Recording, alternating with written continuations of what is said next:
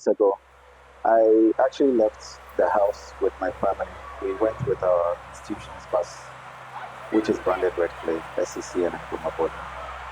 And we wanted to go and pray at the Amaria Mosque. But on our way, we got word that they had already prayed. So we decided to make a diversion and go to St. Paul's.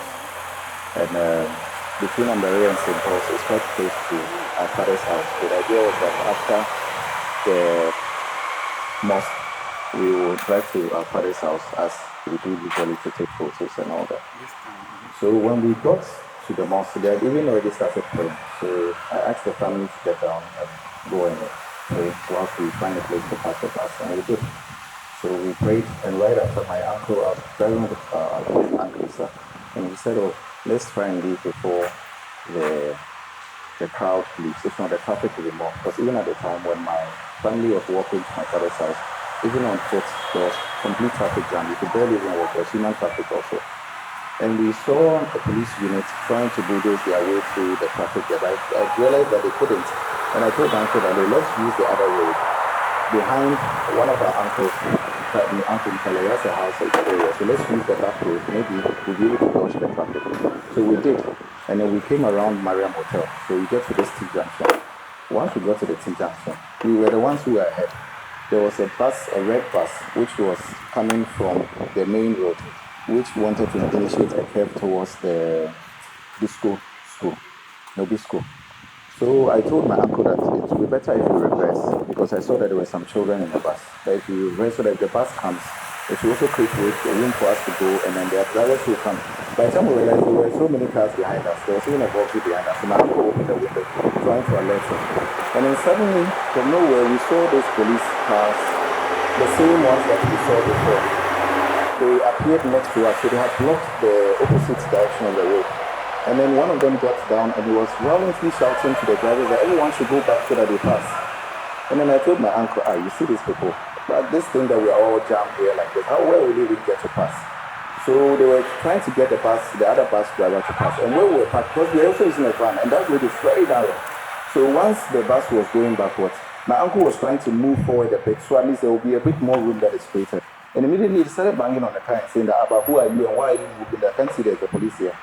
So my uncle opened the window and said, "But you can see the situation which is here. There is a jam. So if anything, if we even go, it will create more room for those behind us and you to even go."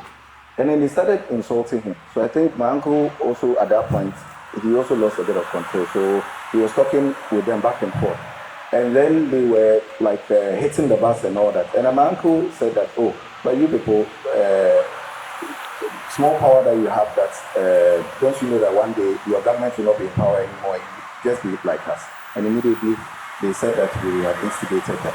So actually at that point, some of the guys who were in the vest, the uniform, the police vest on the Black Maria, they started putting their hands through the window and then punching my uncle. So I came and closed the window. And I told my uncle that, "Come on, leave these guys, you know how they are. By the time we realized they'll come and give us problem and go out." And then that was it. They kept banging the windows, hitting the car very hard. So at the time I took out my phone to make some video. And he started pointing at me inside the car that, "Why am I videoing them? Why am I videoing them? Why am I videoing them?" So I lost a bit of control at the time. So I did not continue filming them. The camera was down. So I was talking with my uncle. And by the time I realized they were opening the door to pull out my uncle, and then three of them who were wearing the vest, the police vest, had opened the back window and then come inside the car. So I went to tell them that, "But you cannot come inside this car. This is a private space. If there's anything, at least, if you think that you want to arrest us, at least let us know it's the station." By the time I see that, they already started punching me in the face. And one of them, the first punch that they gave me, nonsense. I think one started coming out on the right. And I told them, at the point I told them, "I didn't know who I was." So I started mentioning my father's name. But I said, "Oh, my name is Ibrahim Mahama." Because this punching, this thing that you are teaching, as far as if like this American road coming from anywhere, we kept punching. And then they dragged us out of the car and then they put us in the police van. So one of them took control of our car and then they managed to open the road and then they drove us to the Sakasaka police station. And then when we got there, they took us inside and they continued to handle us. They kept missing us, stamping me, punching me in the face, asking me to open my phone so that they can delete whatever photos and videos. And I said I won't open it And they kept inflicting their pain on me. So at some point, I just opened the phone for them. Yeah. And then Jalil himself was there. He was at the scene in the beginning. He was next to us. I saw his face in the car. He got down. And then when we got to the station, he even himself attempted to slap me one with him. And my uncle told him that, oh, don't you, like, even when we got there, the police officers were on site. And they told him that, but don't you know that that's the guy from Berkeley? He said, Ibrahim Mahama, the one that was doing the diplomatic control. They said, oh, we don't care, diplomatic control. And then they said, oh, but that's why it's wrong. So, what? They even said, well, that's why I lost his contribution to the party. Don't come out and secret the party and then what nonsense are you talking about? So at that point, I realized that there was actually no hope. We didn't have a phone, nothing. We couldn't do anything. And in that midst, where my uncle was trying to defend, telling them that, okay, but when you're in a situation like this, many things happen. And you would like to be your way out of it. My uncle was just saying that, okay, you think if you're following me anyway, just let us go. Just grant us bail so that we can go because you see my boss is hurt. And then they recorded that section of the video. That's the section of the video you see online where my uncle is pleading with them. They cut and doctored that part and then they used it to get sympathy from my father. So we were there until my father and the entire family came. And they now started telling my father that they were driving and they saw a mob attacking our bus and they came to intervene. And I said, which mob? We're using an institution bus and there was no one in town, you guys don't know where it came.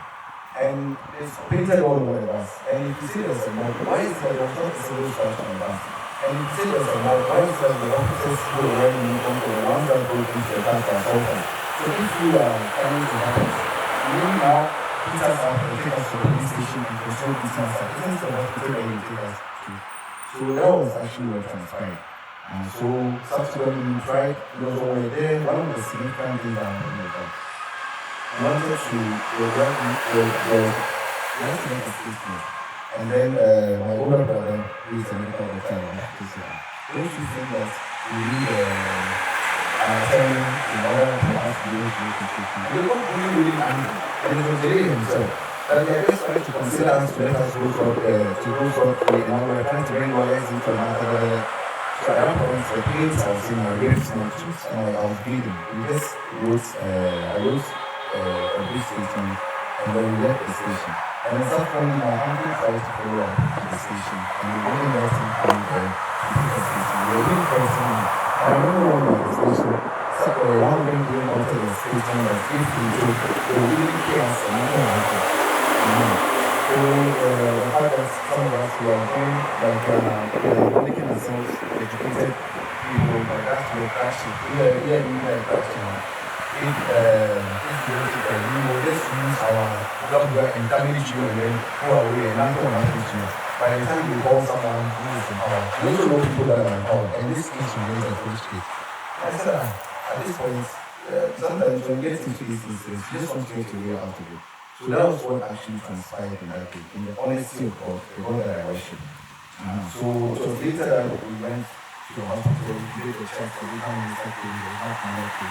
We went back home, and then I had to go with my brother-in-law, the director of BBC, to the original analyst place, to go and confess to the because up until the point, even when they were invited to the original analyst office, they had denied all the claims, saying that they couldn't commit a mob justice and they were intervening within it. But they were actually the mob. There was no one else because everyone was trying to leave the mosque. Everyone was trying to go home. There was a complete traffic jam. So no one really had time to do anything or just trying to focus on getting to the house. So if there is anything, at least as educated as I am, at least in my sound mind, I know what I saw and what I experienced. And so the point of the not there, it was more and all these other things, it's actually nonsense.